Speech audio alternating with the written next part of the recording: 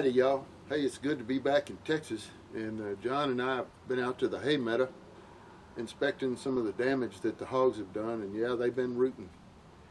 So we put some more cameras out, found a little trail where they're coming through the fence over towards the back, and we got a camera up there and put up a little tripod stand and a little ladder stand up in a couple of trees to bushwhack them back there, but they've been coming in really late back there. I think our camera's lying about what time it's coming in. They're coming through there. So anyway, we're going to just try and sit up at the high blind overlooking the little hog catch pen.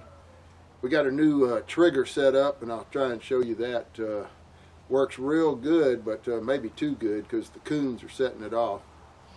I don't know, we might have to go with the pressure plate or something, I don't know. But anyway, we're going to use this little hog rifle.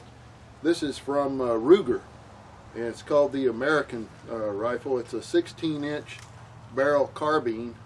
I believe it holds like 5 rounds down here in the magazine. This one's chambered in 300 blackout, and in fact we're using some ammo from Hornady that's subsonic. It's got a little ballistic tip, so it's kind of a little bit of a hollow point. It's 208 grain, and it travels at 10-20 feet per second, so it should be pretty quiet. We got a element, no, I'm sorry, this is a Silencerco Harvester in 30 cal on here, so that should make it fairly quiet. My my little 1022 Ruger sounds like a watermelon seed spitting it. It's got an element 2 suppressor on it. This one sounds more like you're taking an air tool off of a pneumatic hose or something. It makes a good bit more sound, but overall it's it's still fairly quiet for a large caliber gun. We got the ATN X-sight on the top. You're probably familiar with that. If you're not, go on Amazon and check it out. It's a pretty good product. I didn't really like the light that comes with it though. The infrared light is kind of not so good. They could do a better job. They got this one here, and I'm not sure what the name of this one is, but take a closer look at it.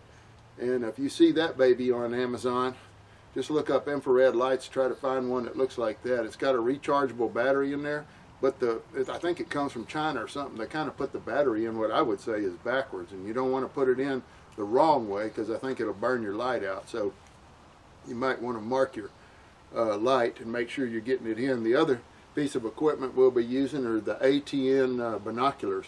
Now we used these last year and had them on for about 4 hours, and they really felt like they were getting hot. And sure enough, the infrared light that's internal on these burned out. So couldn't afford to throw them away, so I got another one of these lights off of Amazon, infrared lights, and then just screwed it onto a little piece of plywood on the back. It had a little hole already threaded for a tripod, I guess, on these binoculars, so that worked out pretty good. And then I just got some rings and clamped it onto a little piece of short stubby piece of rail right here. So anyway, if we see any hogs, this will probably be what we see them with.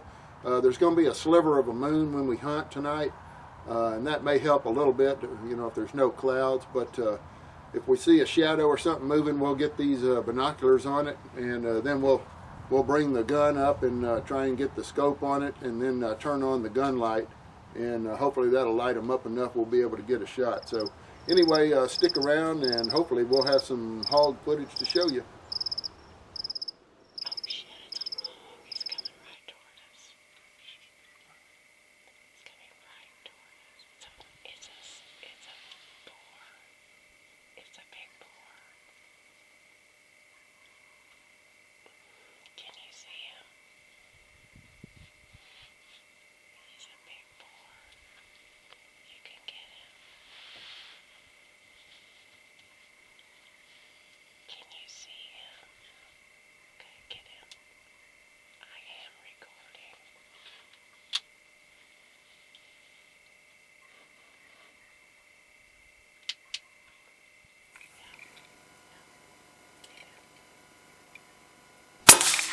Oh, you got him. Oh, gosh. Do you need to get him again? I don't think he's going to go anywhere. I don't think he is. But sometimes the nerves kick. Yeah, you got him. I think you got him right behind meant to shoot him.